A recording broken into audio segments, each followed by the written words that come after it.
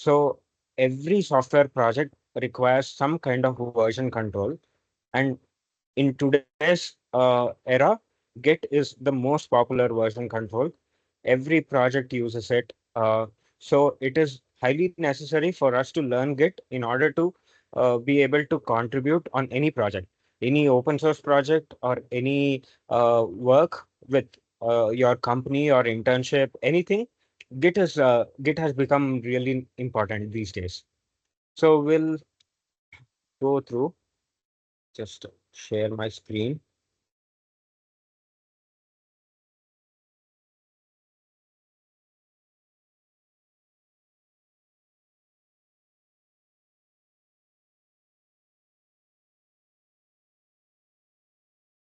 Okay, can you all see the screen? Okay, great.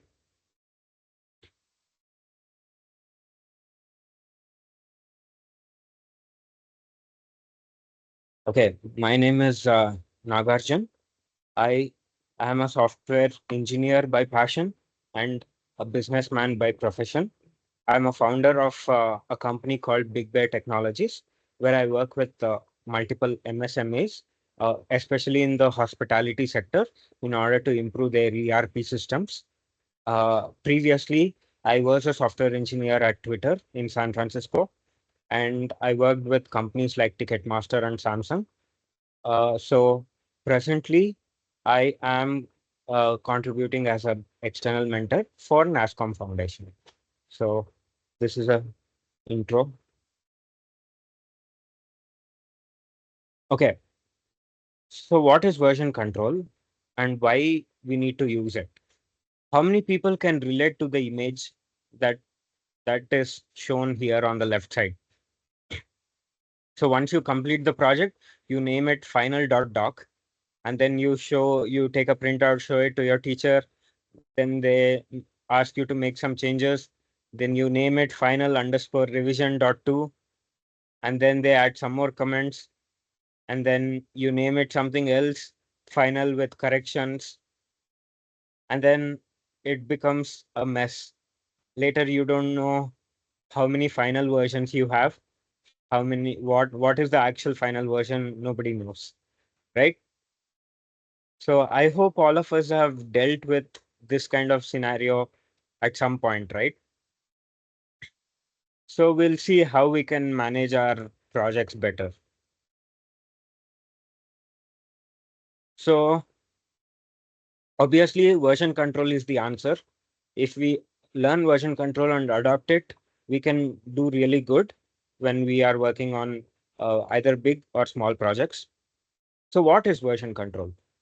Basically, it's a mechanism in order for us to keep track of the changes that we do for any file or single file or set of files or folders. That becomes a snapshot so that later when we want to retrieve any particular change that we had made previously, we'll be able to get that. Okay. So version control, when it was introduced in early days, in early, I think 1990s or 92, 95 times.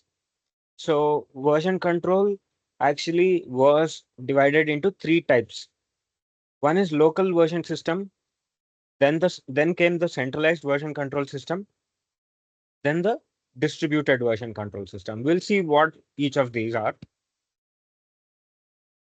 Today, it has become a really sophisticated software, and even the largest of the largest companies are using some kind of version control, either GitHub or their own built-in version control. So let's see what local version control is. So as we saw in that diagram, local version control is nothing but keeping a track of files locally.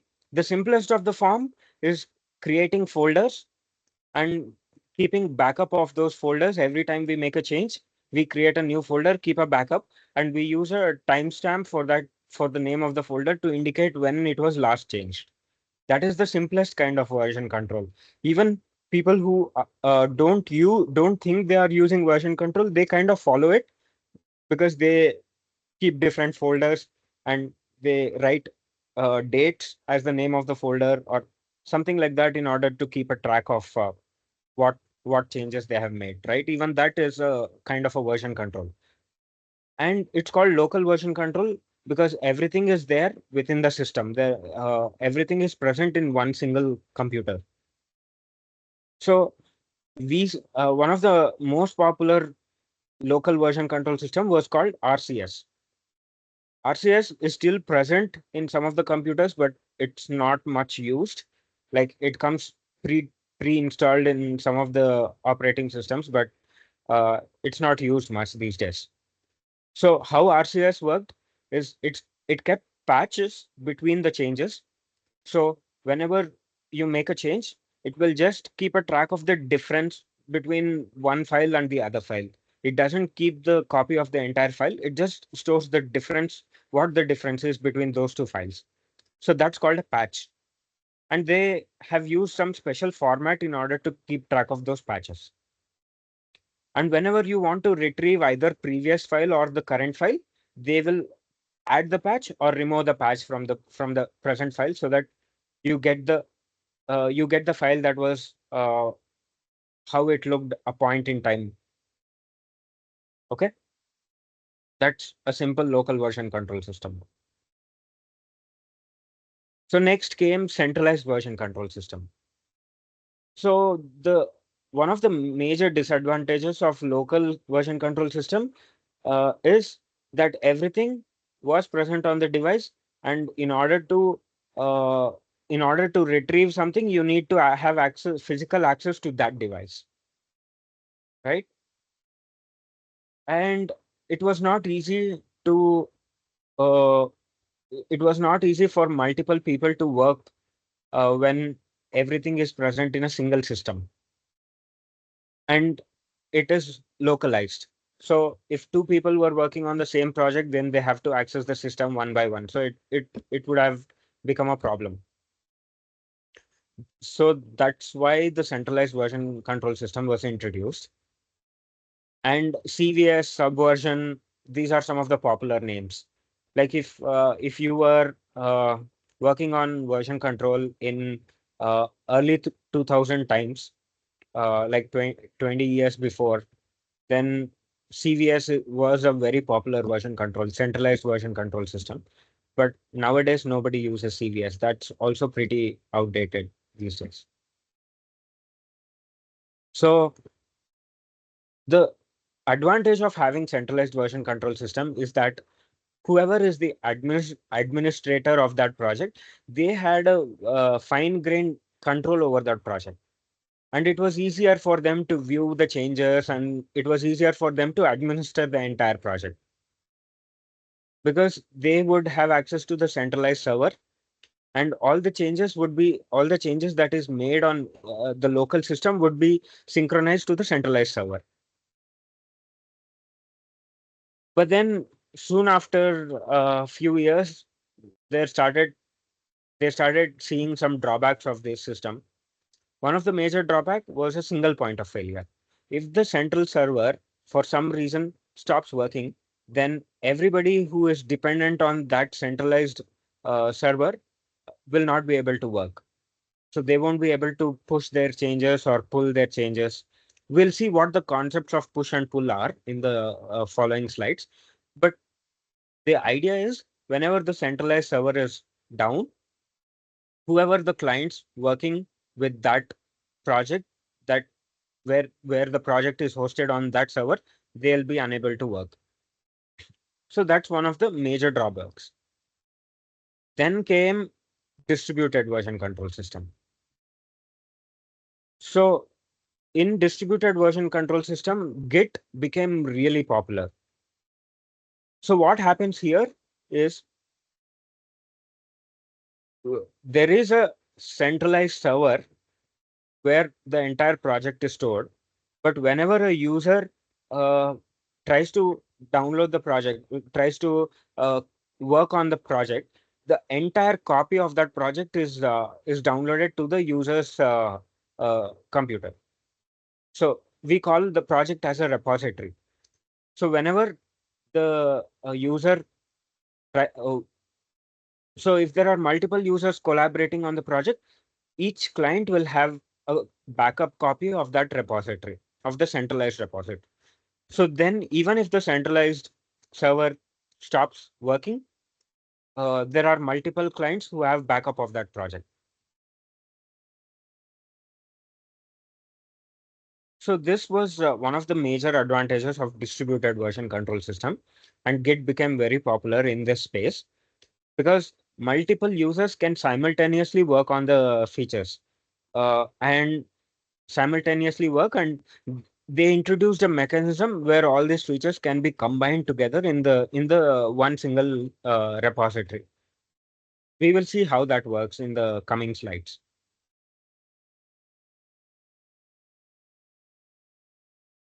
Okay, so before we get on to learning the Git, let us do some simple setup. Those who have, give me 1 second. Okay, so I'll share this link in the, sharing the link in the,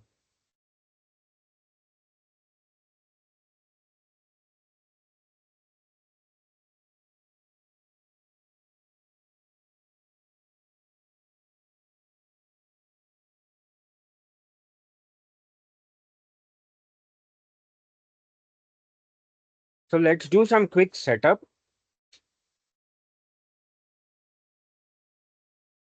Let me share the link.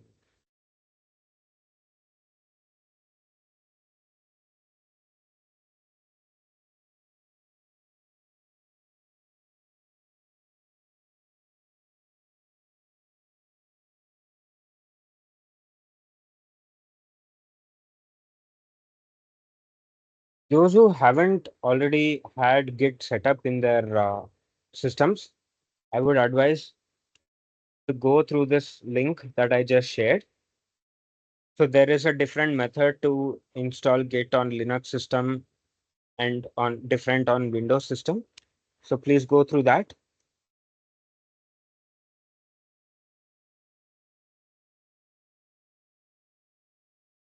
I'll also share the link for the cheat sheet. This will be handy for us in during the session. Okay. So I hope everyone is able to see the screen now. Yes? Okay. Uh, so please go through the setup. Meanwhile, we'll just talk about some fun facts. So first thing, for this workshop, we will be using the command line usage of Git. There are different types of different ways where you can use how you can use Git. One is a graphical user interface using code editors or using command line. For the sake of better understanding of the Git functionalities, we'll be using command line in this particular workshop. Okay. So now interesting facts about Git.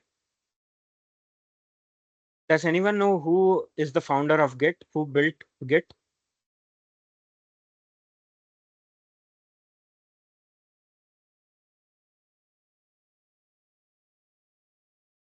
Anyone knows? Anyone can answer me who is the founder of Git?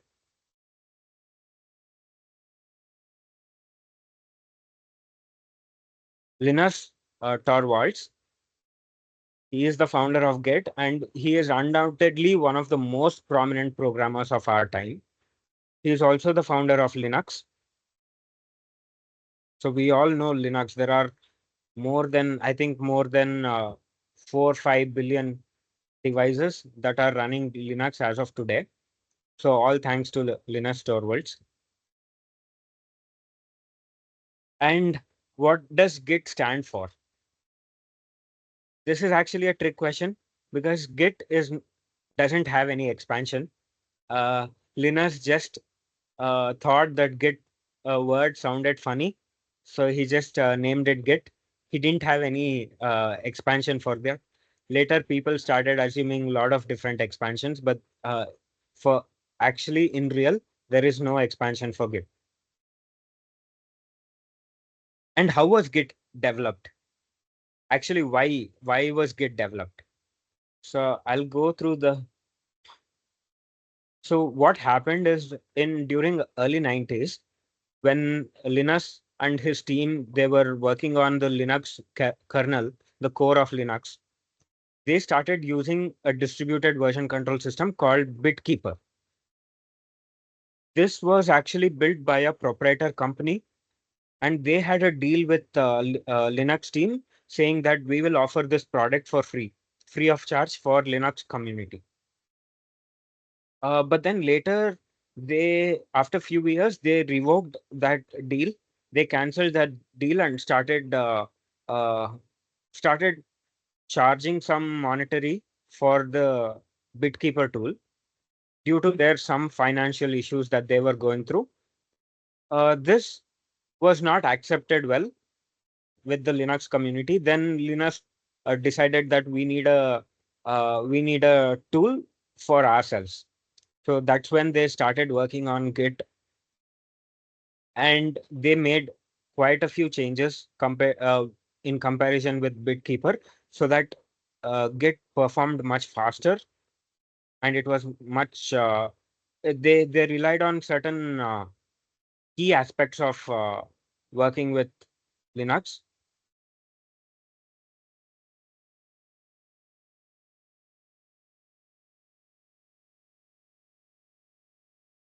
So speed was one of the most important requirement, and then they wanted multiple people to collaborate. So keeping these things in mind, Git was developed.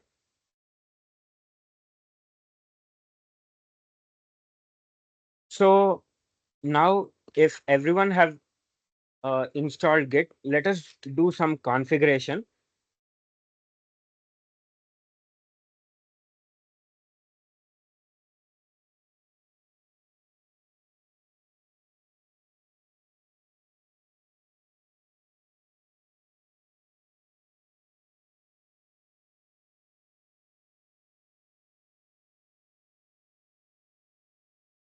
Okay.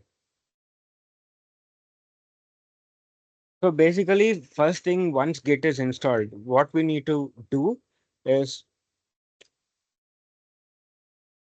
we need to set up the global variables so that every project that we work with, these global variables become the part of that. So here we see we first use the user.name git config hyphen global user.name, and we pass the name, and then we use the same command to update the email address, and then the editor. These are the three things that we need to set when we are working with Git. Okay. So here what we are doing is we are using VS Code as editor. That's why the default editor is being replaced by code hyphen hyphen wait. I'll tell you why this wait command is required. So whenever you try to perform any changes with the editor, Git actually opens a VS Code instance, and until the instance is closed, Git will keep running in the terminal. Once the instance is closed, then the Git stops running. So that's the reason why we have to wait for that instance to be closed. Okay. So another important aspect of working on Git on different systems, like for example, some clients who are working on a project might be using Windows systems. Some clients might be using Linux systems, right? The way Windows and uh, Linux add end line characters are different. So in Windows, what happens? The end line character is /r followed by /n. That is, it first does a carriage return and then it adds a new line character. Whereas in Linux, there is no carriage return. It directly adds /n at the end of the line. So when we are working on when these two systems are working on a same project, right? What happens, even though you haven't made any changes, the IDE that you use might automatically add /r. If the files does not have /r, it might automatically add it. And then when you want to work with Git, you see that that file is changed. Actually, it isn't changed, right? You haven't changed it. The IDE automatically added the carriage return because of the OS dependency.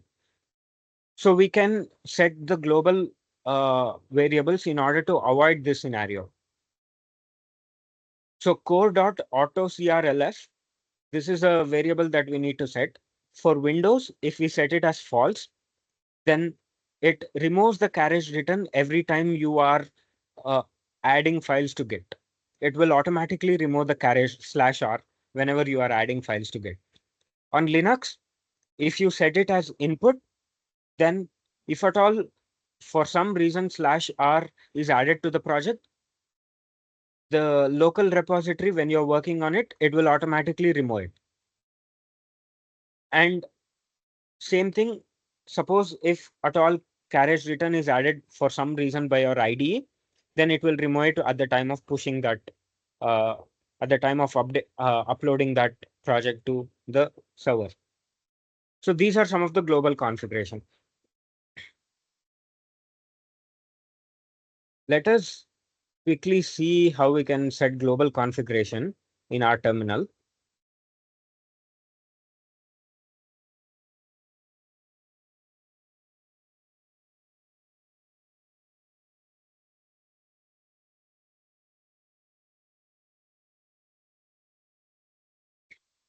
Okay, can everyone see the terminal now? Yes? Yes, sir. Okay.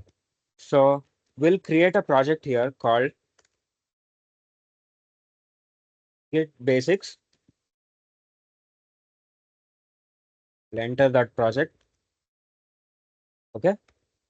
And let us use this folder as our working directory for now. So now if you do Git, you see this all the help on how to use Git. So if you are getting this output on Linux, then that means you have successfully installed Git, right? You can also do Git -v. It will show you which version of Git you are running. Okay. So now I would do git config -global user.name equals to,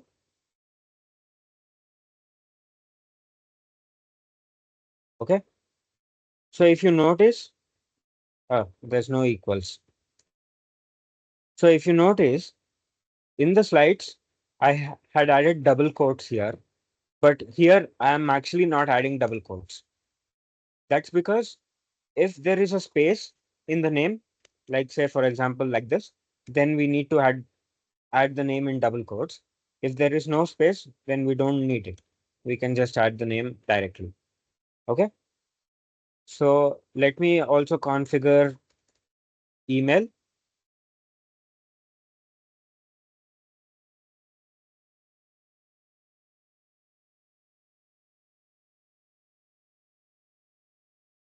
Okay.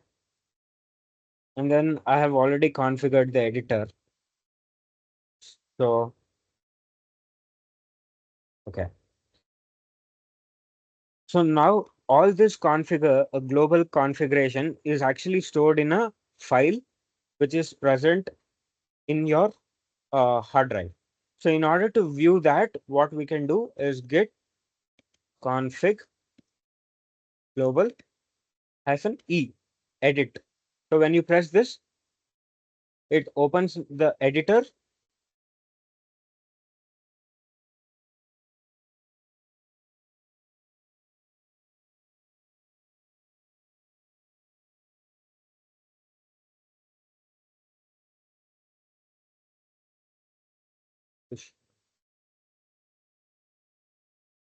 Yeah.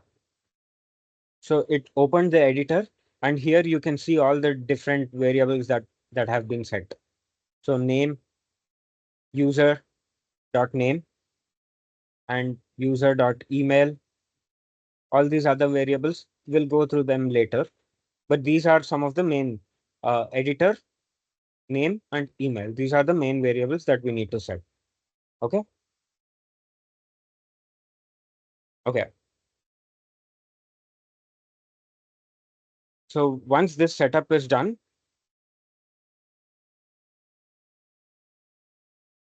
okay, now we already have created a folder where we want to work. We will first do a initialization of that folder, indicating that that folder is a Git repository. Okay.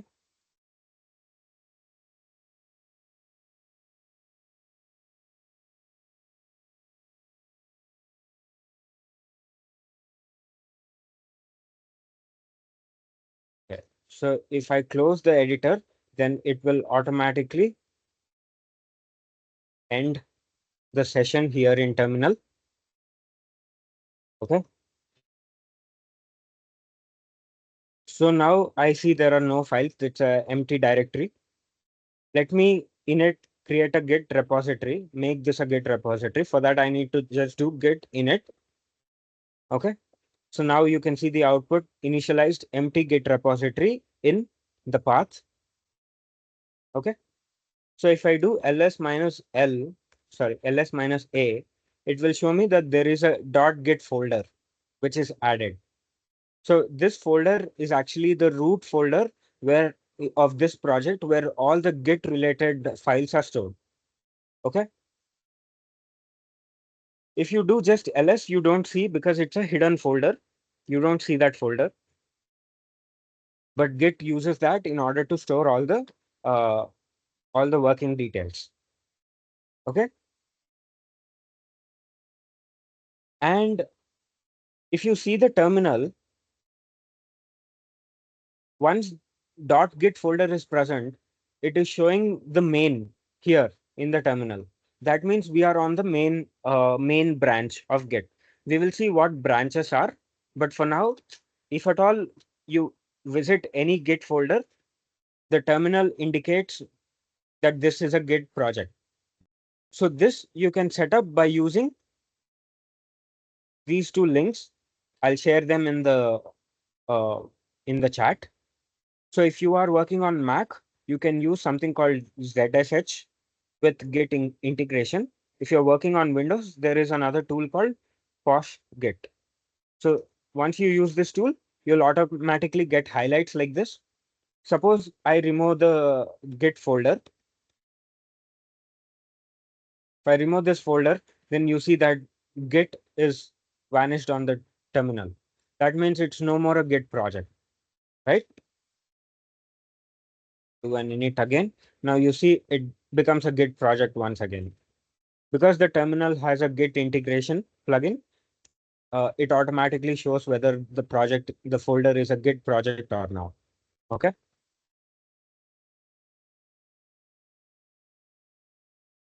Let's go ahead with the next. Huh.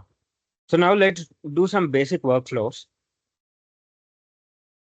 So when we are working with any project, we usually add some new files. We make changes to existing files, right? So in order to keep track of changes that we do, what Git does is it creates something called snapshot of the changes. And this snapshot is nothing but a commit. We'll see the term commit is nothing but a snapshot or a version of the project. So before any changes are committed, Git introduces an intermediate step when we are performing a commit. Say, for example, in our project, we add few files, we modify few files, and we want to generate a snapshot of that. We want to commit it, right? Git introduces an intermediate step called staging area. We'll see why this is important. This step, actually what it does is it indicates what are the changes that are going to be committed. So it is giving you an opportunity to review all the changes before you commit it. Okay. And if certain changes are not required, then you can remove them during the staging area before it is committed. So once you remove it, that changes becomes unstaged. So the changes in your working directory remains unstaged until you add them to the staging area. Once you add them to the staging area, then you can commit those changes into a Git snapshot. Okay. So the steps involved in is, first we make changes to the project files, and then we add the required changes to the staging area. So these are the commands to add. I'll go through that in a while. And once the changes are added to the staging area, we can commit the changes using git commit command. Okay, let's see a simple example of how we can do that. So now use, I create a new file.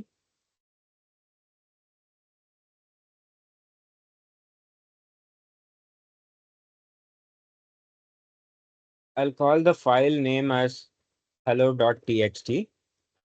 Okay, so you can see there is a new file created. Okay, now I want to add this file. I have to add this file to a staging area. The way I can do it is by saying git add hello.txt. So this gets added to the staging area.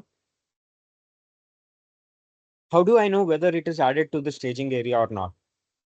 The way I can find out is git status by running this command.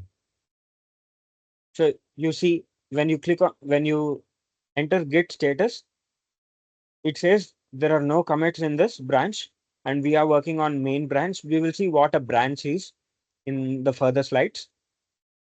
And we haven't created any snapshot, so there are no commits yet. And we see there are some changes that you can commit. And it says that hello.txt file is a new file that is being added. Okay. So now we can do git commit. And one of the important things in the commit is the commit message. Okay. So when we do git commit, it opens up the IDE and it asks us to enter the commit message. Here, I would enter initial commit. Okay. Once I enter this, I'll close this. VS Code automatically saves it. And yes, it says one file changed, one insertion that was done, and there was hello.txt file that was created. Okay. Now I run git status to see what happened. Okay, it says nothing to be committed. Okay, that's fine because we already added the file to the staging area and we committed it. Okay. So this is how we created our first commit.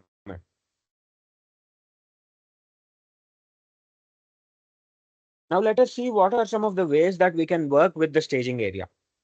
Okay. Now we saw how we added a file to a staging area, right?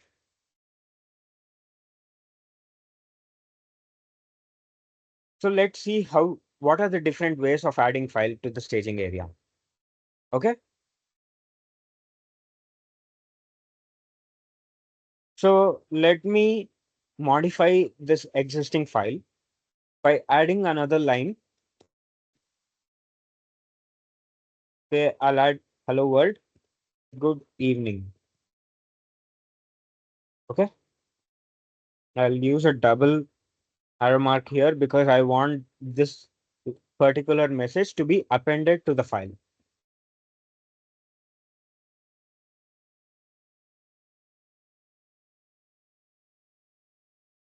Okay.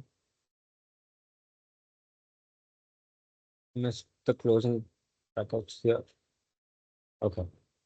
So now this particular message is added to the file. So let's see git status. Okay. It tells us that we have modified hello.txt file. What are the ways to add? it's already hinting that you can add the file by running the command git add file name.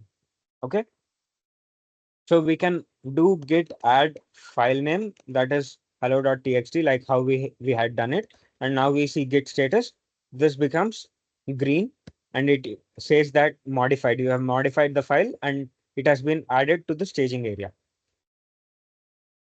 So now let me remove it from the staging area. You can see in the hint git restore staged file.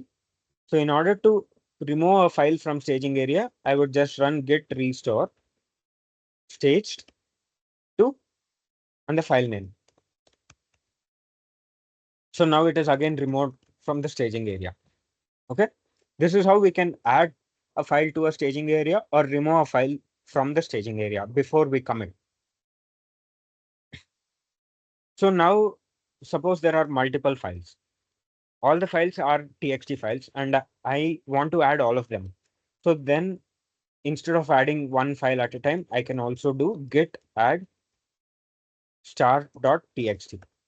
So it's a regular expression which indicates that every file with which ends with .txt will be added to the staging area. Okay, so now I run this and I do git status.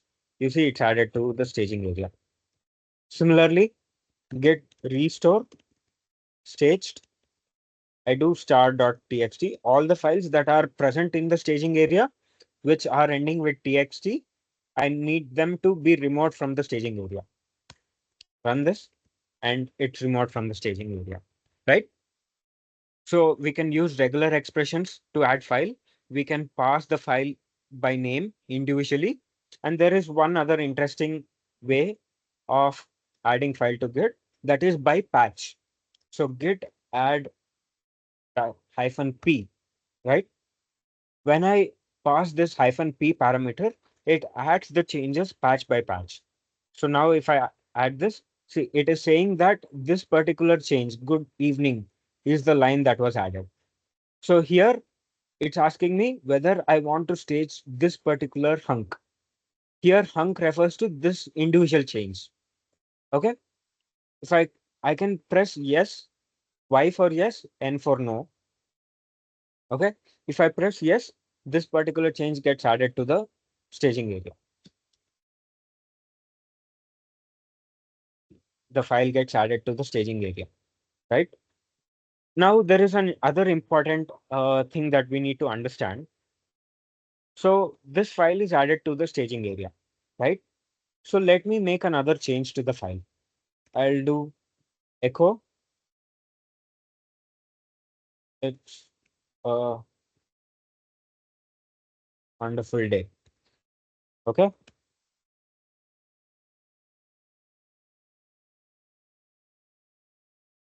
How is this? Okay. So I just added it's a wonderful day. So now if I see git status, I added this file to the staging area, but it is still says that it is not staged. The this file is not staged. That's because the second line was added to the staging area. When I modified the file again, that change also need to be added to the staging area, which I did not do, right? So now I can do git add p again, and then it will say, okay, now we are adding a new line here. I press yes. So now this change is added to the staging area. Now you see the entire file is added to the staging area. So in case when a partial change is added to the staging area, then if you commit it, only that change will be stored in the snapshot. The remaining change will still be in your working directory, and when you lose the file, you might not be able to retrieve that particular change because it is not committed. Okay, so okay, so now let me restore this. There. I restored this. Now if I do git add hyphen p, it'll ask me It's asking me both the changes because it is considering as a single patch. That's okay. Okay. Now let me do a commit. And so there is another way to pass a commit message. Whenever I run commit, it would open an IDE. If I don't want that to happen, I would just give -m and pass the commit message right here. Updated hello.txt. Okay. So now the commit has been executed. So let's go back to our slides here.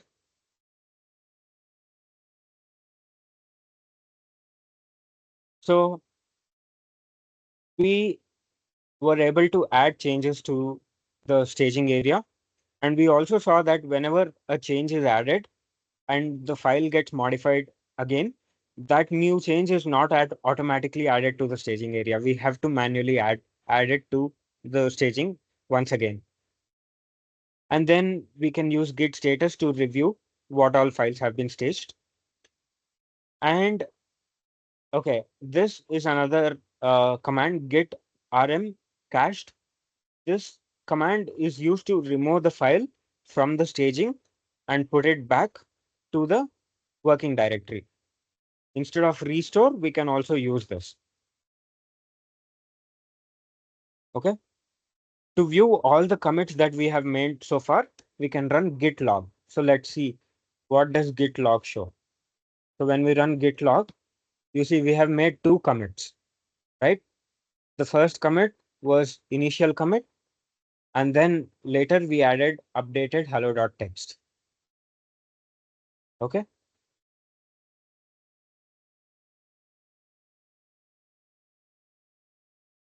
So let us see what is the anatomy of commit. So what are all the important aspects of the commit? So every commit will require a message. That message have to be a human friendly message. It highlights the purpose of that commit, why we are making that commit. Okay. And whenever we make a commit, it is very necessary to incorporate these 3 points. So every commit message should indicate these 3 things. The first one is who made the changes. So you can see the author here, Nagarjun. So that means I made the change here. And you can see what are the changes made, right? So what changes are made, the message has to give an indication of that. So here it says initial commit. That means it is an initial setup of the project, right? Why are the changes made? So in this case, I didn't have the necessity to explain the changes because it's self-explanatory that it's an initial commit, initial setup that I have done. But in some cases where the commit message is not self-explanatory, then, or you will want to elaborate on that, then we can add a body of that body of the commit. We'll go through one of that example. Okay. So since we configured our global variables in git config with name and email address, every commit will have the name and email that we have provided.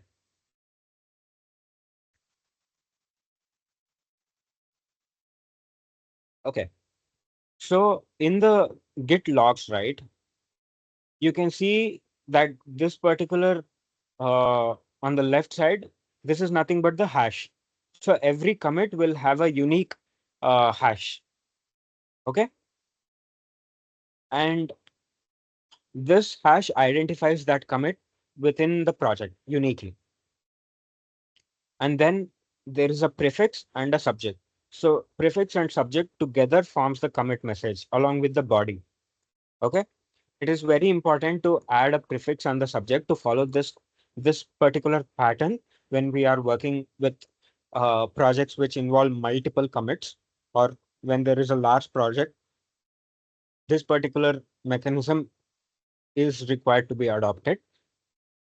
So most commonly used prefixes for commit message are fix, fixes, fixed, or added, adds, or add, remove, removed, update, updated, refactor, refactored. So these are some of the most commonly used prefixes. And it is important to follow this because whenever we read a commit message, right, we will easily be able to understand what that commit does, what change actually it's performing. So here you know that there is some error that happened, so you are fixing that error, or there is some missing file or missing content, you are adding that, or there is some unwanted data that you are removing, or you are updating a feature, or you are just refactoring, like making the code look better, right? So these are some of the actions that most people perform. So prefix and subject together indicate the significance of the command. Okay. And then comes the body of the commit message, right? See, in this example, what happened is we added a commit message saying added second paragraph. But what is that second paragraph? It's kind of vague. Like it doesn't give an idea of what that paragraph is. So then the body indicates that this paragraph summarizes the entire contents of the file. Okay, now we know that we have added a summary. Okay. So this is an example how you can add a body also along with commit message. Usually, uh, when you want to add a body, you will use an editor. Like when you run git command commit, it opens an editor and there you can add the subject, prefix, subject on the body of the commit message. Okay. And always, we have to always remember that whenever we are making commits to any project, the commit has to be exactly what this message describes. You should not combine multiple changes into a commit message and describe only a single change in the message. That's not a good practice. Okay. This is very, very important when we are working with Git, because keeping the keeping the commit as atomic as possible, as concise as possible, will help us when we are working on multiple workflow processes, and when the project complexity increases. Keeping the commits as atomic, as concise as possible will be really helpful. Okay. Okay. So we actually will go through some of the shortcuts in how we can, uh, instead of running two, three commands, how we can run a single command and get the work done. So for example, there is a file that we changed and we want to add the file, and we know that this particular file needs to be a part of commit. So in that cases where you want to skip the staging area, you can add an option called -a along with the message. This means it adds all the files that have been changed. And remember, when you are adding a new file, and if you pass -a, it's not going to add that file because it's not a change. It's a new file. It's not been tracked before. So we will go through one of that example. Okay. So here, what I would do is say, let me add another line to this file.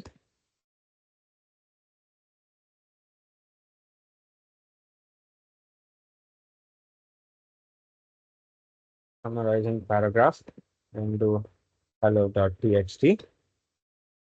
Okay. Now we added that summarizing paragraph. When I do git status, I see this is changed. So I want to commit this file without adding it to staging, because I know that there is only one change that's added and I directly want to commit this. So in that cases, I can do git commit -a. -a stands for add all the files that have been changed. Okay. So let's also see one more example. Before going through the commit, I'll create another file, say hello2.txt. Okay. Now I'm going to add git commit -am and pass a commit message saying summary. Yeah, that's it. So here it did commit, but when I do git status, you see this file still remains in the working directory. That means it is not committed, right? So when I do git log, I see summary, but summary does not include the hello2.txt file. So if you want to see what files have been added in the commit, you can do git ls files. So this will show hello.txt is the only file that has been added. Okay. Just like how we do ls in Linux, if you do git ls files, it indicates all the files that have been added. Okay. Now I'll do git hello2, git add hello2. Okay. Git ls files. Now you can see that this file is added to the staging. Okay. So whenever there is a new file, if you are using this particular command, that is git commit -am, it's not going to add the new file. You have to add the file individually. Okay. So now let's do git commit m added hello2.txt. So now we have seen this. Okay. So suppose there are multiple files that have been changed and you have added all the multiple files to the staging area. And then you decided that you don't want certain files in that, or you don't want all the files in it, right? So let us change both the files now. So let us do echo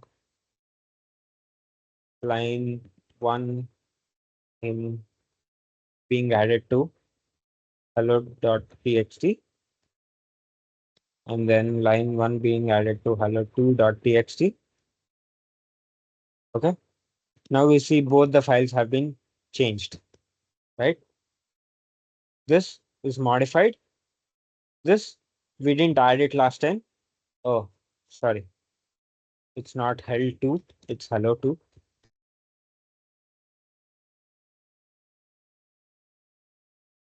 So let's add hello2.txt. Okay. So now we see both of these files have been changed. Okay. Now I can do git add dot. Dot indicates all the files and folders present within the current directory. It is generally not advised to use dot, but in cases where you know exactly what files are being added, we can use the dot notation. So by using dot, it adds all the files. Okay. Now, if I want to remove a single file from the staging area, I can use git restore staged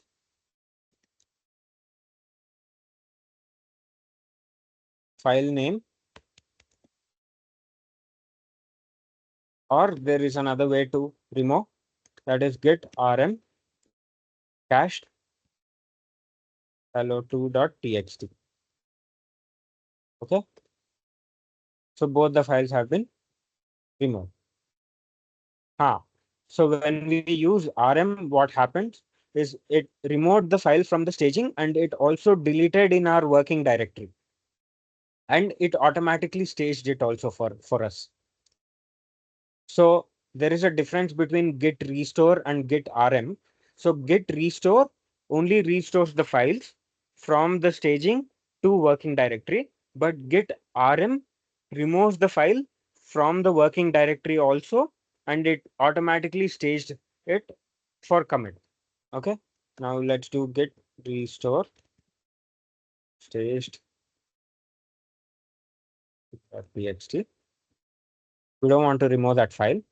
So now we are back to our square one where we modified both the files and we add both the files to our staging. So suppose you don't want to add any of these files to the commit. You want to remove it from the staging, right? You can individually do git restore staged, or you can do git reset head. Git reset head, what it basically does is head refers to the pointer head is nothing but a pointer which refers to the first commit that was made.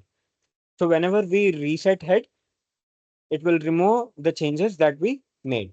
So it will unstage all the changes. So it's again remove the changes from the staging environment. Okay. So that's it will remove all the stage changes when this command is run. Okay. So we also saw what git rm does. So whenever we want to remove a file from Git, we first have to delete that file in our working directory, and then we have to add that to the staging area and commit it. Otherwise, it doesn't get deleted. Say, for example, here, checkout dot, we'll go through what this checkout is. So now we have no changes in the file, right? So suppose I want to remove a file that was added previously. So git ls files. I want to remove this hello.txt file. So what I can do, I can just remove the file hello hello.txt. It's a normal Linux command. So once I run this, I do git status. You see this file is deleted from the working directory, but it is not committed yet. So when you do git ls files, it will still show that this file is present in your commit. So that's why, the hello.txt file is still present as a part of the staging environment. So what we need to do is we need to add this change, git add hello.txt. Now we see git status, then git recognizes that we deleted this file. Okay. So after deleting the file, we again need to add that particular deletion to the staging area, and then we need to commit it. Git commit deleted file. Okay. Or remote file for that matter. So now do git ls files. You see that file is gone, right? So there is there is a way where we can skip these multiple steps. Like whenever you want to delete a file, we have to remove it locally first using rm, and then we need to add it to the staging and then commit it, right? So what git has done is it's provided a built-in command, git rm file name. So when we run this, it will remove the file and automatically add it to the staging area. Okay.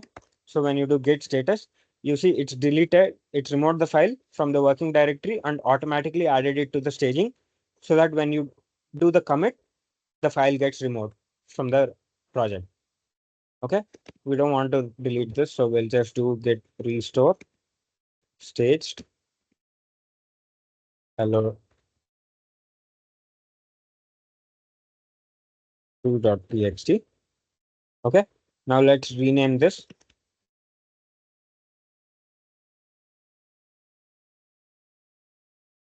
Uh, Remove is uh, okay.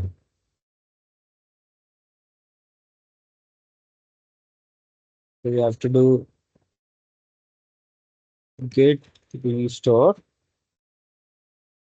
hello2.txt. Now it is fine. So let's do a hello2.txt to hello.txt. Move the file. So now if you see, if you do git status, it indicates that we deleted this file and we are adding a new file. Okay. So let's do git add hello.txt. So git identifies that this is a rename. So now when we add both the files, then it identifies that it is a rename. We are renaming hello2.txt to hello.txt. Okay. And then we just do commit message by passing renamed file. Okay. So these are some of the basic uh, ways on working with Git. Similarly, if you want to restore a file from staging to uh, working, then you can use git restore staged file name. But if you want to restore it even from working directory, that means you have modified a file and you have added it to the staging. Now you don't want it to be in staging and you don't want it to be in the working directory as well. So then you can use both of these staged and work tree together by passing that file name. Then it will restore the entire file to whatever state it was in the previous command. So these are some shortcuts that we can take when we are working with Git. Okay. So now let's explore some of the his, uh, how we can explore some history in Git. Okay. So whenever we add multiple commits, right? Say the first commit is A, and then the second commit is B, third commit is C. So it becomes kind of a linked list. That's how if you are aware of a linked list data structure, so Git kind of uses that similar data structure in order to store all the commits. So the last commit that was created is uh, referred to as the head. So there is a variable head which points to the latest commit, and that variable holds a link to the parent commit. So same, the parent has another link to the parent commit. Similarly, that's how all the commits are formed. Okay. When we do git log without passing any option, it prints all the commits, starting from the head commit to the first commit that it is reachable through the parent link. Okay. And if we want to view uh, the changes between any two commits, right? So to view the log between any two commits in this chain, what we need to do is we need to pass the older commit first and then the newer commit. Okay. So for example, here, if you do git log C and using this notation, so by passing the hash of two different commits with using this double dot notation, we can log the changes of all the commits in between. So when we do git log C double dot notation and head, that means it will print all the commits between these two, excluding the C, excluding the commit that we just mentioned. Okay. So we'll give that a try. So let's do git log. See, git log is showing us all these commits that we made, right? So now if I copy this particular commit message and say git log this, so basically this is nothing but giving me the difference of all the commit messages from this commit till the head commit. So it will give me the parent commit from the head commit till the commit just one before the input hash that we have provided. Okay. So if you see, we have provided the input hash of deleted file, right? So it should give me initial commit, updated hello, summary, and added hello. So these four commits should be visible when I do git log and passing the hash of that commit. See, four commits in initial commit, updated hello, summary, added hello. It also showed the deleted file. Because it's also including this particular commit that we are giving here. Okay. So there's also another option in Git where you don't want to see the entire log. You want to see every commit in a single line. So here, if I do git log, I'm seeing all the commits with their message and everything. So if I want to see them in a single line, I can do git log one line. It will print all the commits in a single line, and it will also abbreviate the hash. Okay. These are some of the ways where we can see the history. We can read the history of the commits. Okay. Now there is another important Git command called git show. So this command is mostly used to view the details of a single commit. So when we run git show by passing the hash of the commit, what it does is it compares that uh, it compares the changes of that commit with its parent commit. So for example, if I just do git, so let's see git log, right? So here, what is the last commit that was made? I renamed the file here. That was the last commit, right? So now if I do git show without passing any commit, by default, it takes head as the input. If I don't pass anything, that means it is referring to the head, the latest commit. So here what happens? It compares the differences between the head commit and its parent commit. So it will show me the differences rename from hello to hello, rename to hello.txt. So that's the change that was done. Okay. So now if I, for example, if I want to uh, compare the difference between summary, this commit and this commit, updated hello to summary. So I'll take the commit message here. I'll do git show. So here you can see I added summarizing paragraph. That's the difference between this commit and its parent commit. Okay. So that's the use case of git show. There's another option that we can pass to git show, that is name only. When we pass this, then it will show only the name of the file. It doesn't show all the changes. Suppose you have hundreds of files that have been changed, then you will want to see whether that particular file was changed in this commit or not. Then you can't keep going through every change. So you can pass this option name only. So I can do git show name only. Then it will print only the file name. It will not print what happened. So it will print only the file name. Okay. Similarly, git diff. Git diff is very similar to git show. The difference is it compares it does multiple things than git show. First thing is, if you just run git diff, it compares the difference between the staged, your working directory and the staging directory, and the staged area. Whatever changes that have been staged and whatever changes that have not been staged, it compares the difference between that. Okay. If you pass the cached option to it, then it compares the difference between the staged area and the first commit message. Okay. If you want to compare between two commits, then you can do git diff older commit followed by the newer commit. Always remember the older commit in the chain comes first in git diff and the newer commit comes later. Okay. Any questions so far?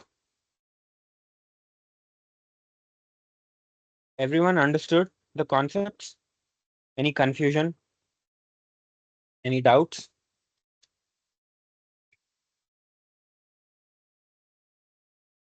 Okay. So let's dive into another very important aspect of Git.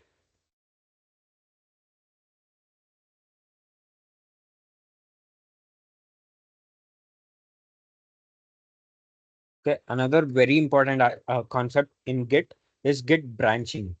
Okay. So branching is one of the most prominent features of Git, and that is the reason why Git has been widely adopted across many of the organizations in software industry, right? So what branching is? So branching is a mechanism by which it diverges from the main commit line, creates a copy of the historical commits, and lets anyone work in parallel without modifying, without disturbing the main commit from where it was first branched. diverged. Okay. So in order to create a branch in Git, what do? We just run this command git branch and branch name. So this creates the branch from the present head that the pointer is from whatever commit the head is pointing to. From that, it will create a new branch, and that new branch will also point to the same commit. Okay. So we can create multiple branches using this commit, and we can switch between one branch to another branch. This is most importantly used when different people in the team are working on different features, but all those features are uh, need the base core of the application. So the main branch, the main commit line. From there, you can create a feature branch, start working on it. You will get all the project work that has been done in the main line. From there, you will branch out, create a feature branch, start working on the feature branch, and once the feature is completed, you can combine it in the main branch. Okay. So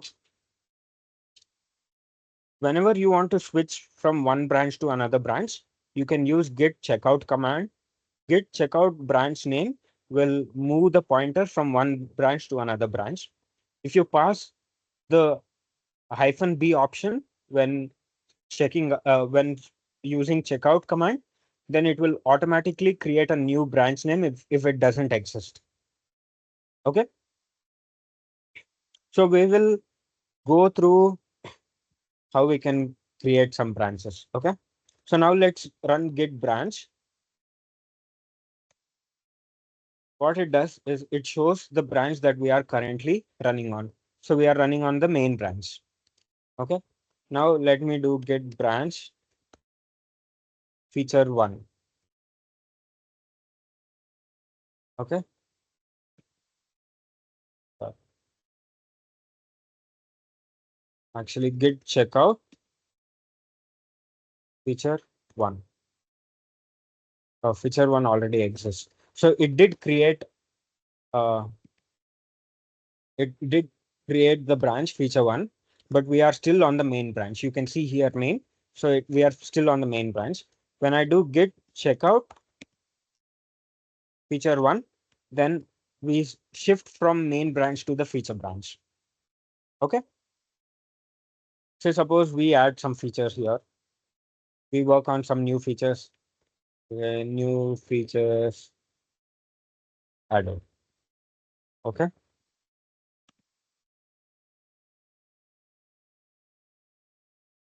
So now if you see git status, we have modified that. We do git commit by passing feature one added feature one. Okay. That is done. So now let's shift back to let's see git log. So here we see added feature one, the new commit that we made. Okay. Now let's go back to the main branch and let's see the log here. So we don't have that added feature one here, right? So now anybody who is working on the feature one can parallelly work on this particular branch, and anybody who is working on the main branch can parallelly work on the main branch, right? So now let's say we create another feature from the feature main branch, and we call it feature two. Okay. We'll say added feature two.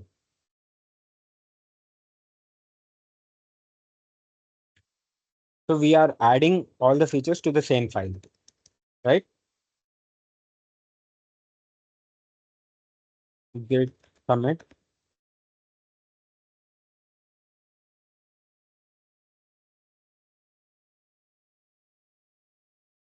Okay.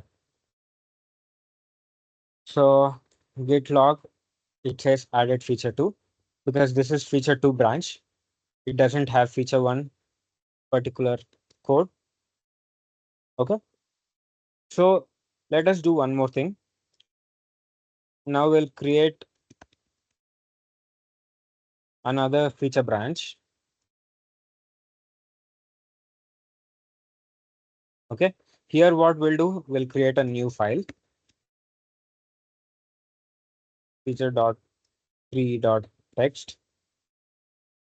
We'll add feature 3 to, to feature 3.text. And we'll do git commit. Oops. Added feature 3. Okay. Uh, what happened to 3.txt? So I'm using commit when I'm adding a new file. So that's why it didn't add anything. So that's the issue here. So I need to add this file because it's a new file. I can't use uh, -a because it is going to add only the changes made to already added files. Okay. So now I added the files. I can do git commit added feature 3. Okay. So now if I see in this, I can see added feature 3. So let me do git branch. So here I have main branch. I have feature 1 branch, feature 2 branch, and feature 3 branch. So there are three feature branches and one main branch. So now what happens? Let me now say, for example, feature 3 is complete. All the work for feature 3 is completed and they want to integrate it back to the main branch. So now what we can do is git checkout. We'll shift to the main branch. From this branch, we can do git merge feature 3. When we run this, it automatically merges the feature 3 related commits in this branch. So we can see added feature 3 in the main. Okay. So let's try to merge feature 2 also because it got completed. So now if we merge this, what is the expected output?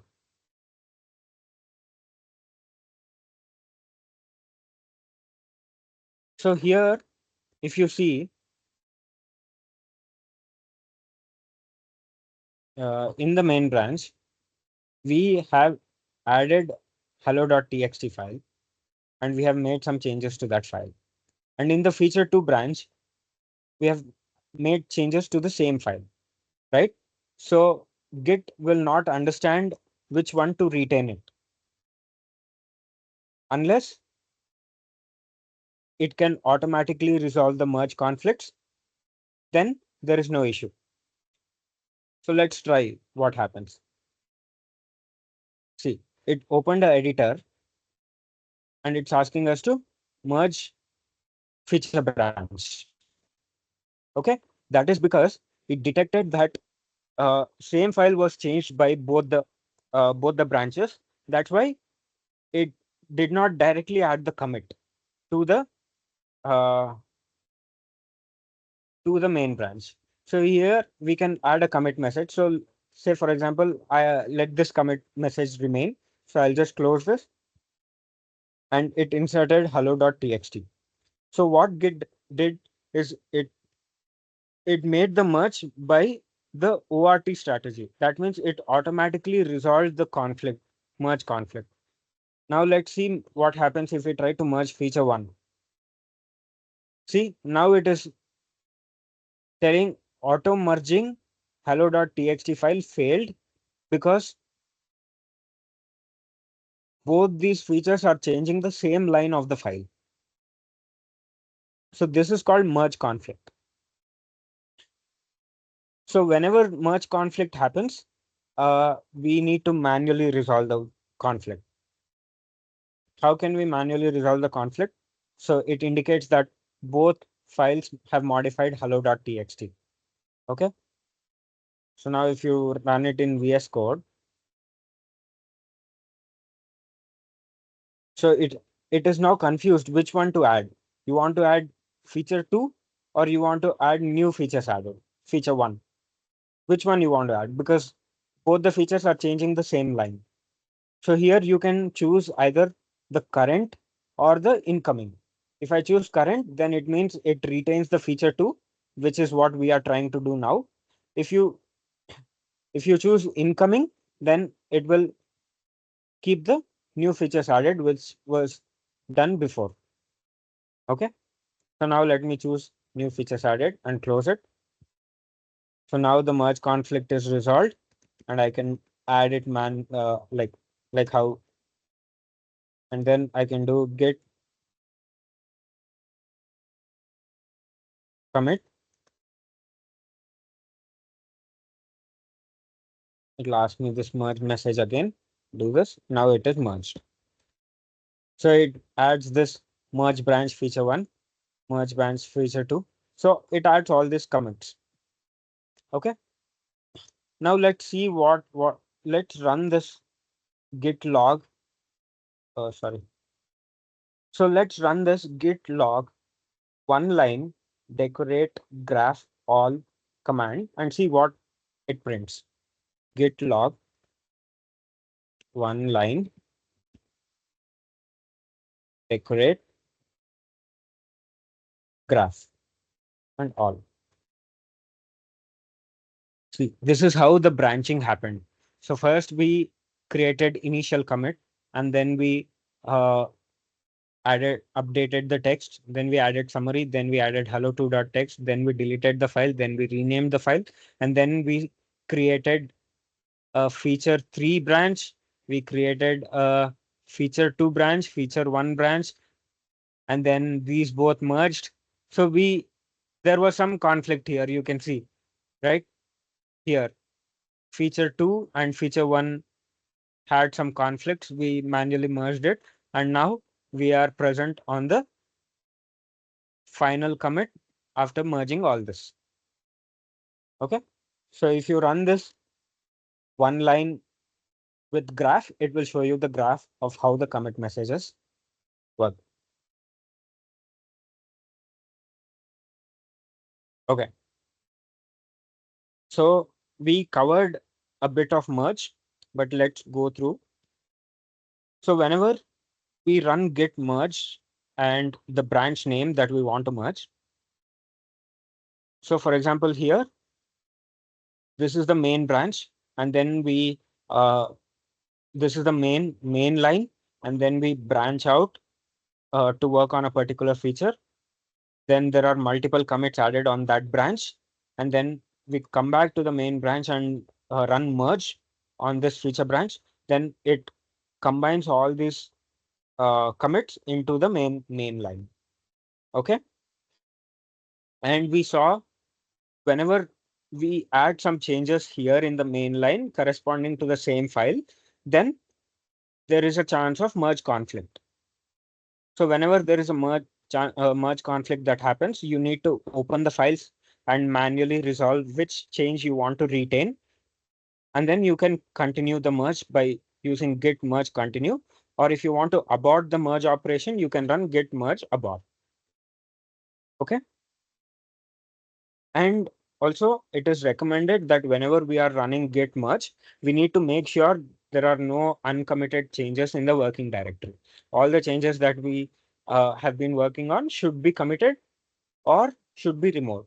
So there is another mechanism called stash, where, for example, you want to merge something, you are working on some changes in between, but you don't want to lose the changes. You can put them in a stash. Stash is nothing but an array which Git stores separately.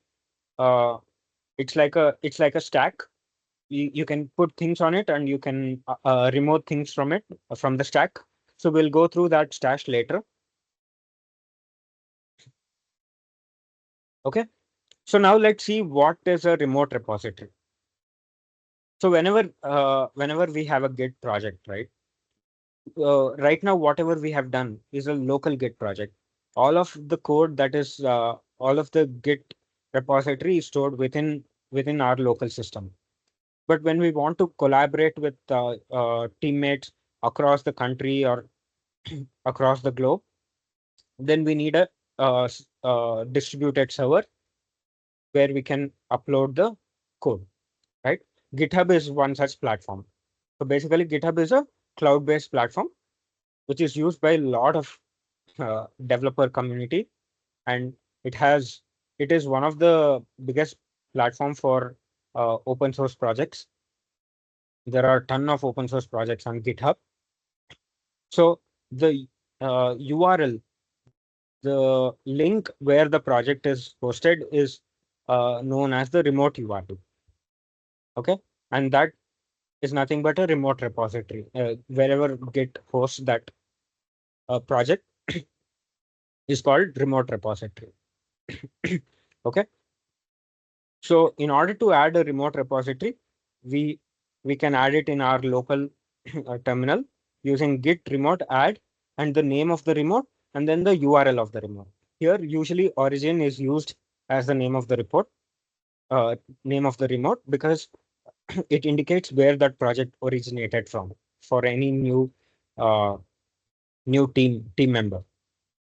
Okay, and once you do this, if you want to remove the URL, you can just remove it using git. No, you if you want to verify it, you can do git remote uh, -v, which stands for verbose. Then it prints what are the remotes that have been added, and you can change the URL using set URL, again by passing the name of the origin and the new URL. Let us quickly go through this.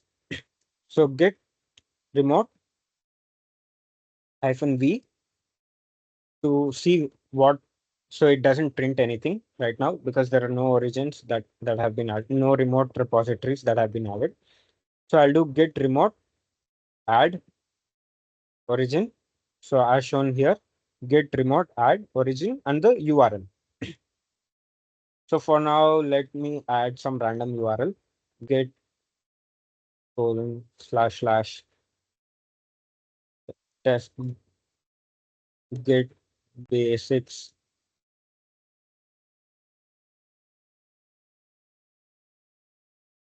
here. Okay. Actually, let me make this HTTP. Yes. So I'm adding this URL as the remote. Now, if I do git remote -v, it prints that origin is now pointing to this URL, and I can do fetch and push for this particular URL. But currently it would not work because this URL is not the correct URL. I randomly added one for the sake of this tutorial. So if I want to modify this URL, I can do git remote set URL, again origin, and now I can pass the new URL for origin. HTTPS / say git advanced tutorial. Okay, now do git remote assembly. So now it's pointing to advanced. Suppose you want multiple origins, some parts of the project you want to upload it to advanced, some part of the project you want to upload it to basics. That's also possible. You can add git remote add advanced.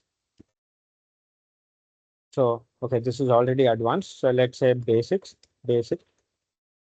and then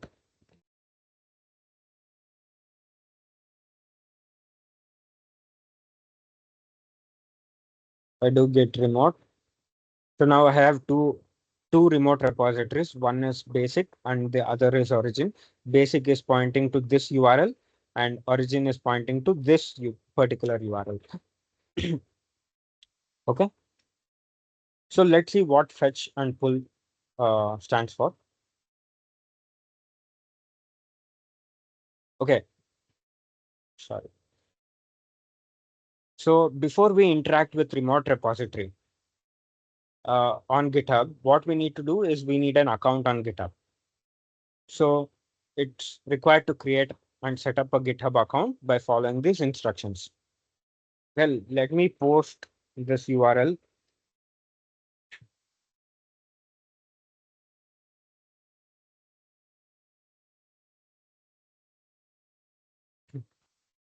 Posting this URL in the chat.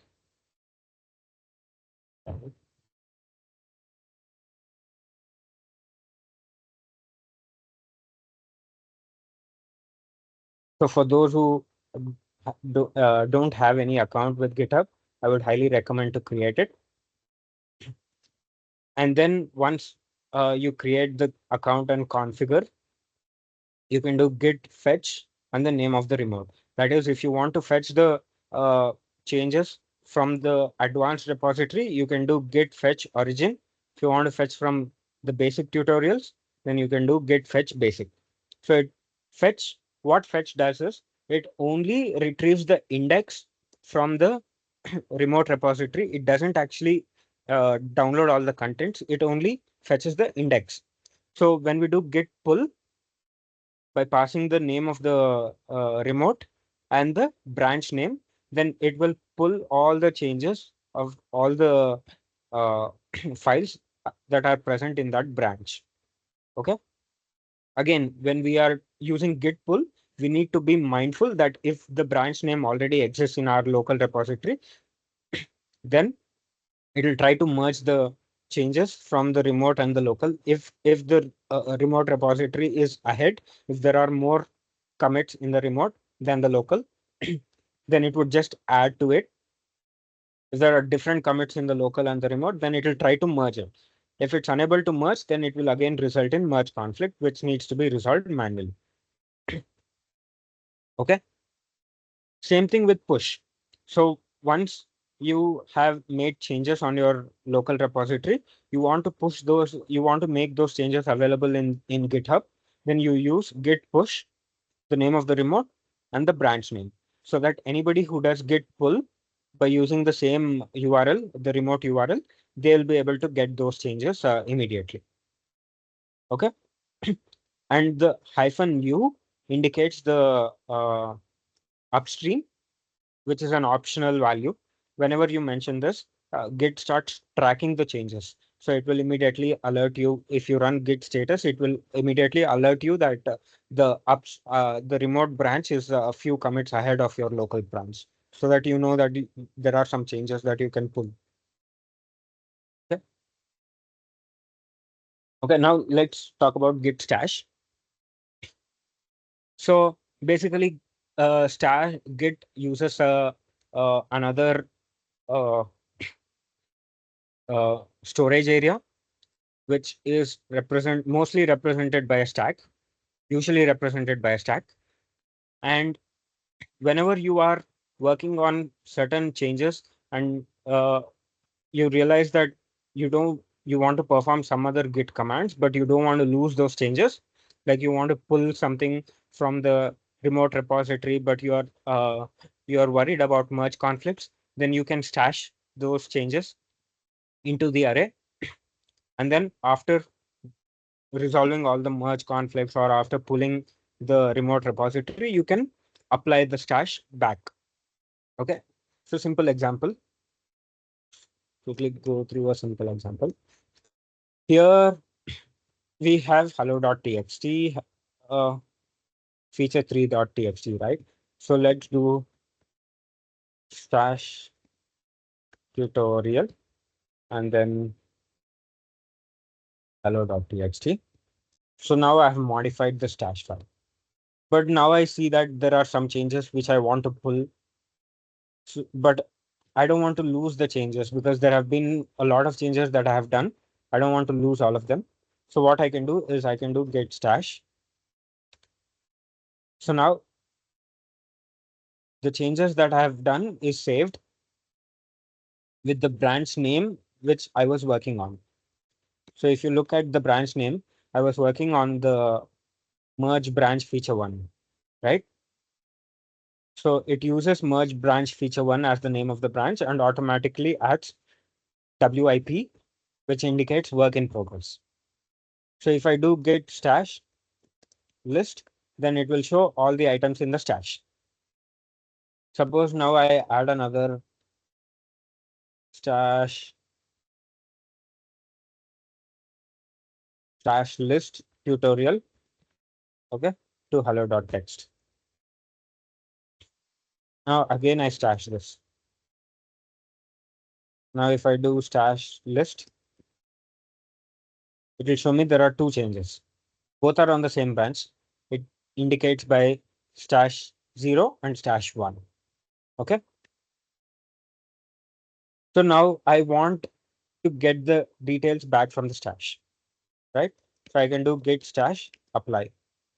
So it will apply the topmost changes. So let's see, what did it apply? It applied that stash list tutorial, the last change that I made. As it uses stack, the last change is being applied. Okay. So now if I do git stash list, both the stashes are still in the list, still in the stack. That means apply did not remove the stash, right? So let me do checkout to clean up this file. Now, if I want to apply a particular stash, I can do git stash apply the index of that, that is 0. So now if I do diff, you can see it applied stash. Oh, it's the first stash. So I need to apply 1. Let's do git apply 1. So this uh, applied stash tutorial, right?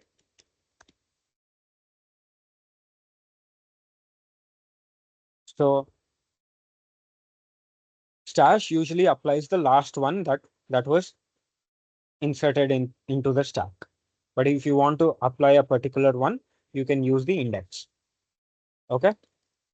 So now let's see, just like how we perform stack actions, we can do git stash pop. So basically what this does is it removes the changes from the stash list and it applies it. Okay. So now it dropped the stash. So now if you do git stash list, you will only see one stash. Okay. And we can do git stash clear in order to remove all the changes in the stash. Your stash is empty now. So this is how we can make use of stash when we are working with different workflows. Okay. Okay. Rebase is another interesting commit. So what rebase does is it allows you to, it's an interesting command which allows you to uh, rewrite the commit history. So once a commit is made, this command can be used in order to modify the commits. It can be previous commit or a present commit, or you want to modify the history, you want to reorder the commits. Rebase is the command that can be used. Okay. So whenever you use git rebase by mentioning the name of the branch, what it does is it takes the uh, all the changes that are made on this particular branch, the branch name that was indicated, from the point where it was diverged from the current branch, and it applies all those commits back to the present branch. So for example, we are working on main branch, right? So we have these two commits. So now I do git checkout -b feature 4. Okay. Oh, sorry, can't give space. Okay. Now here I will add a file uh, feature4.txt add another file, feature 4.1.txt. Okay. So now there are two feature files added. What I can do is I can do git add feature 4.txt as one commit, v4 added feature 4, and then I'll add feature 4.1 as another commit. So I'll say improved feature 4. Okay. So now there are two commits on this. There are two commits on this feature after the main branch. So you can see this is the main here. After this, there are two commits on the feature. So now if I go to main branch and if I do git rebase feature, or the other way, I will add another commit here. So I'll add another file. Say maybe we have worked on some testing.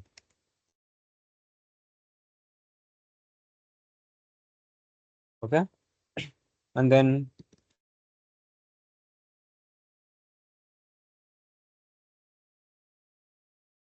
tested successfully.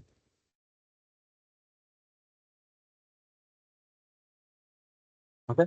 So now what happened is we have added one commit on the main branch after it has been branched out from the feature for the feature 4 branch, right? So now if I go to feature 4 branch, so now feature 4 branch does not have the testing that was done on the main branch, right? So here you see that main uh, you see feature 1, feature 2, feature 3 is being shown. Main is not being shown here, right? So in this cases, what happens? I know that there was some commits that have been added to the main, right? I can do git rebase main and now see that it added the commit from the main, and on top of that, it added the feature 4 commits. Okay. So by using rebase at periodic intervals, we can make sure that merge conflicts do not arise. So it will maintain the linearity of the commit history. Okay, that's the advantage of using rebase. So there is another interesting use case of rebase when we pass the uh, -i flag, which is interactive. So this flag can be used to delete or edit any previous commits. So if I do git log, so there are all these commits, right? So now I added feature 4. I don't want this. I will directly add improved feature 4. Okay. So now what I can do, git rebase -i. I do this. Okay. I need to give till where I want to consider for rebase. Okay. So I'll consider 5 commits from the head. Okay. It opened the editor. Here it is showing me all these 5 commits from the head. Okay. Last 5 commits from the head. So here I don't want to use this feature. So I can delete this completely, this line, and close. Okay. Here you see it resolved in merge conflict because both are modifying the same file. So do git merge git rebase minus abort. So it will abort it. Uh,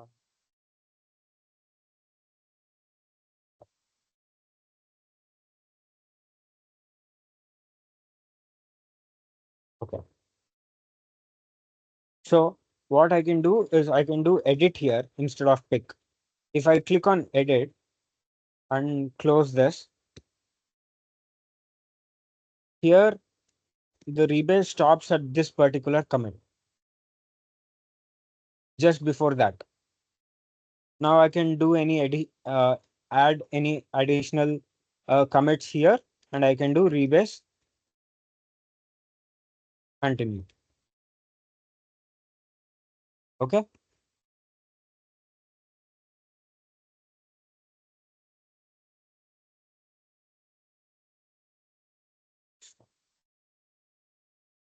So basically, rebase interactive is used for editing commits, or for edit. You can modify the commit message.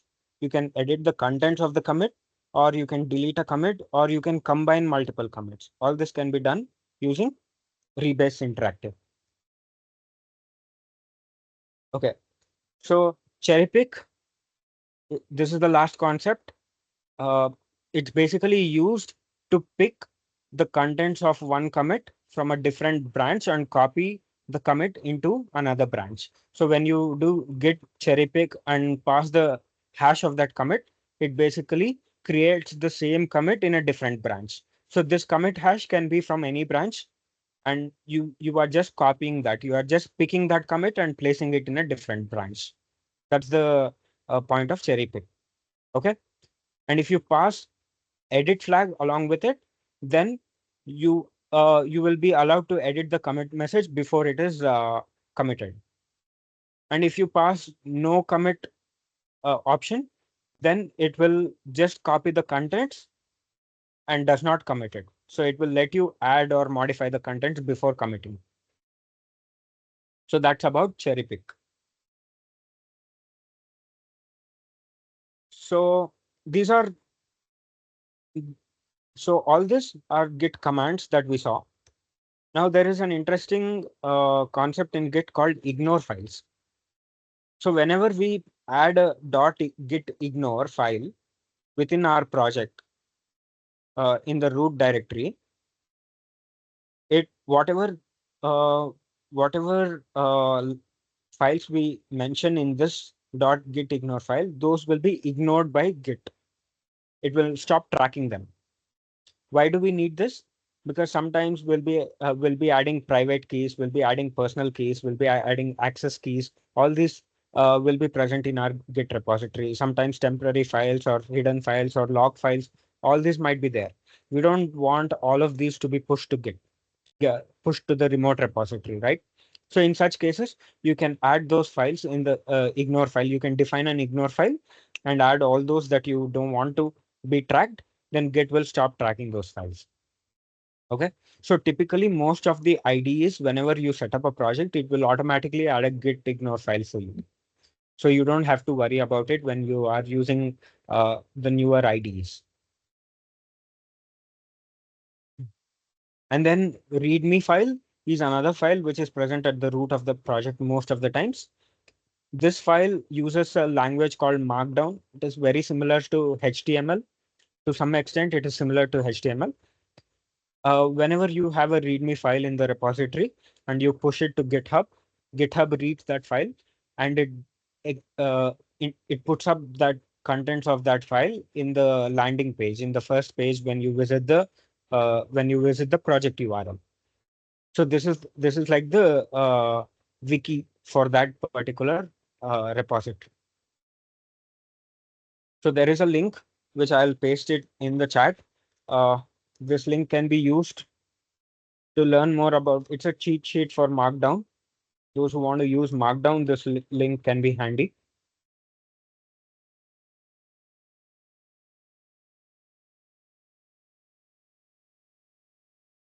Okay, so that's all for today.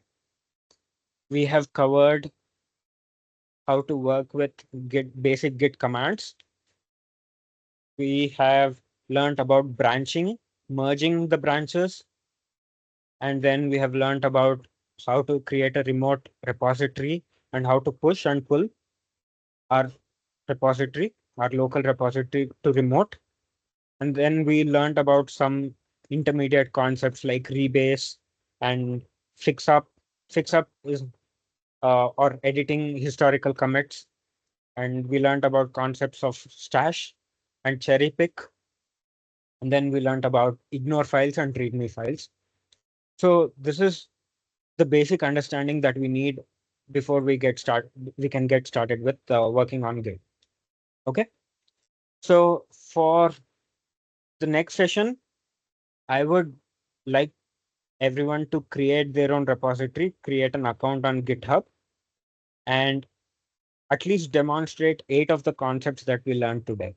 Like it could be uh, cherry picking some commit from a different branch, or doing mergers, doing rebasing, creating branches. Okay. Creating multiple commits. So it would be nice if you can demonstrate creating good commit messages with body, without body. So it would be nice to see at least 8 of these concepts in the next session. So that is the activity for the students. Okay. And I'll paste this link as well in the chat. This is a open source project that was set up for exploring Git. Like you can clone that repository. If you visit that, it will have instructions on how to clone it. Okay, guys. I think we have crossed the time today. Thank you, sir. Thank you. Satakshi, any question do you have? If there are any questions, we can connect in the next class again, or happy to have office hours. Okay, guys. Thank you very much. Thank you, Vishal, Siddharth, and Akhilesh. All the students left, so it's just us.